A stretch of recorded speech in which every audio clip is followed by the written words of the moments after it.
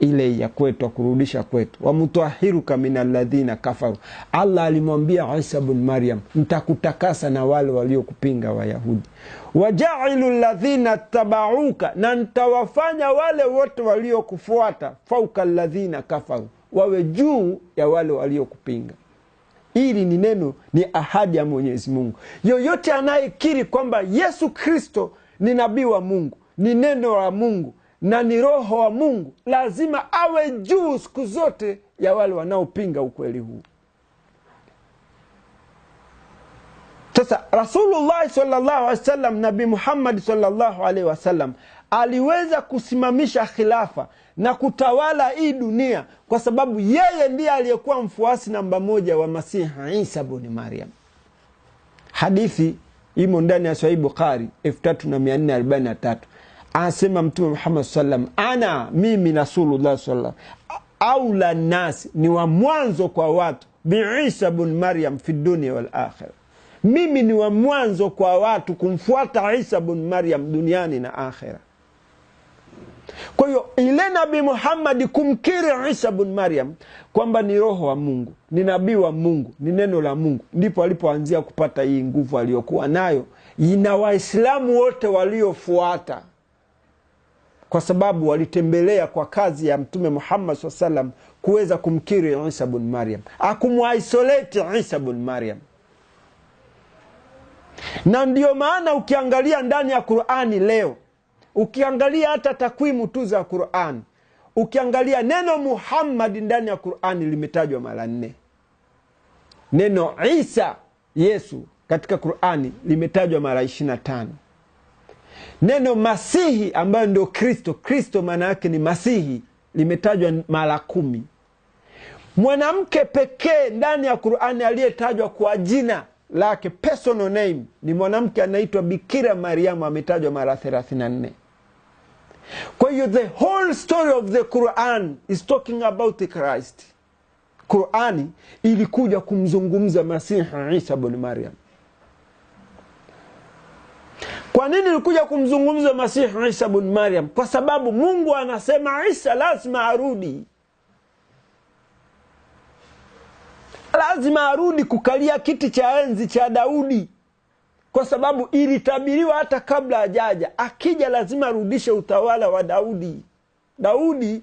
Nabii Daudi alayhi salatu wasallam alitawala dunia. Ya Daudi inna ja'alnaka khalifatan fil ardi, surati Swadi. Isa ibn Maryam lazima aje atawale dunia, physical administration. Victory belong to Jesus. Kuna wimbo fulani unasema victory belong to Jesus. Not the first coming of Jesus, the second coming of Jesus. Ndio watu watajua nini maana ya huu wimbo, victory belongs to Jesus. He's a warrior. Sasa wale wanaolalamika na mfumo Kristo, is because ni kwa sababu hamuijui thamani ya Isa ibn Maryam, hamuijui kazi ya msalaba.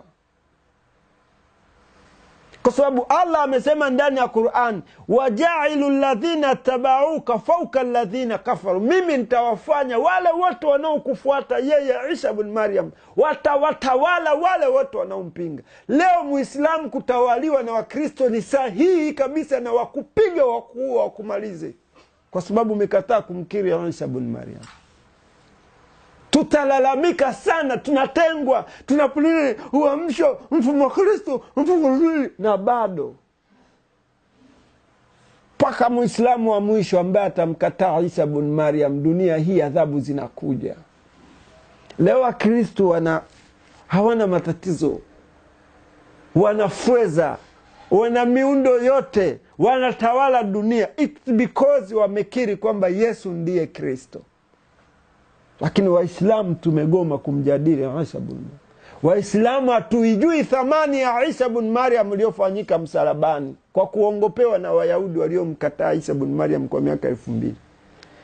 Kwamba Yuda Iskarioti ndio aliyefanyaje? Ndiye aliyesulubiwa.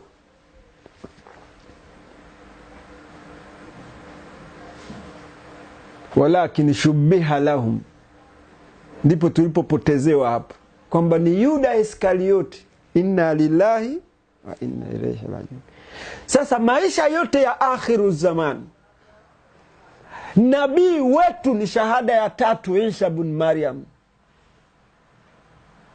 Sasa kama umzungumzi Isa ibn Maryam, kama umuishi Isa ibn Maryam, if you don't survive the Christ, if Christ is not in you, huwezi kupita katika dunia hii.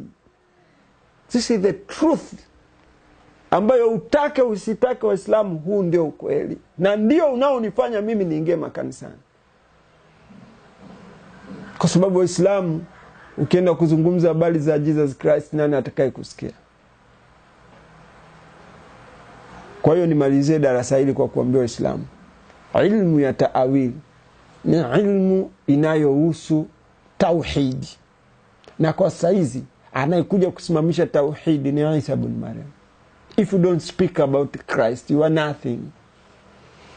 Kama uzungumzi habari za Masihi Isa ibn Maryam, kama humuishi Isa ibn Maryam leo, kama ufahamu kazi ya Isa ibn Maryam leo ifanya msalabani, first coming of Jesus Christ to hell, na kuambia ukweli, unipende usinipende, potelea mbali.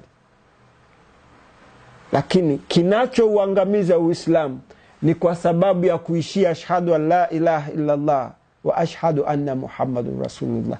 Tumegoma kwamba ashhadu anna Isa ibn Maryam Rasulullah wa kalimatuhu wa ruhullah. Hiyo tumeigomea. Waislamu hatutaki kukubali.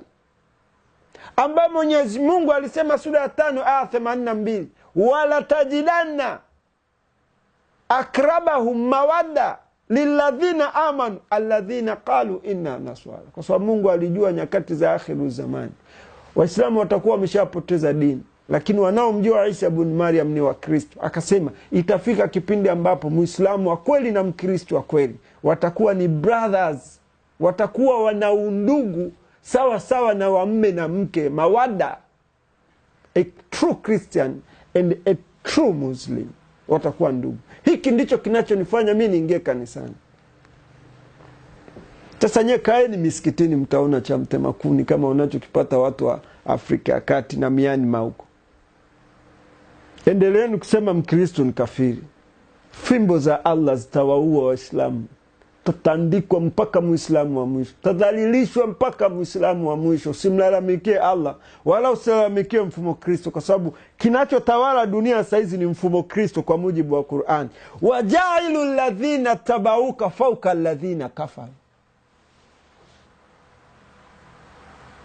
Kwa hivyo ndugu yangu, ninachokuomba kwa kumalizia darasa hili, kama unanitukana mimi ni kafiri kwa sababu ya ukweli huu ninao ufunua, it's okay. Mimi it doesn't matter. Wa kwanza kutukana alikuwa Rasulullah sallallahu alaihi wasallam. Manabii wametukanwa, wamedhalilishwa, wamefanywa vitu vibaya. Nabii Yusuf alifanywa vitu vibaya mpaka na ndugu zake kabisa kuzaliwa tumbo moja. Mnisumbui chochote. Nitaendelea kuyahubiri haya. Nitaendelea